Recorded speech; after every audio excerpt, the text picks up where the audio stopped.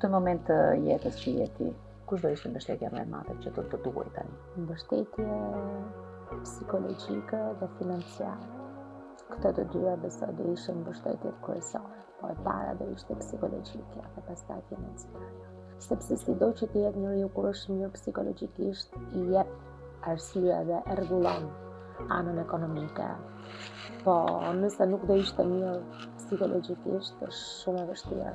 Cili do ishte një mesazh që ti do t'ju jepje gjithë atyre familjarëve të cilët kanë humbur djemtë e tyre? Këtyre familjeve që kanë humbur djemtë e tyre, do t'i thoja që këto nuse, këto bashkëshorte, që janë në momentin më të vështirë të jetës tyre, t'i trajtojnë dhe marë si bijat e tyre, sepse ishin pikërisht këto që i bën ata burra, i bën të ndur, i bën baballar, i bën të nderuar në gjithë fisin apo vendin. Ato do të çojnë përpara pikërisht adonon e këtyre familjeve.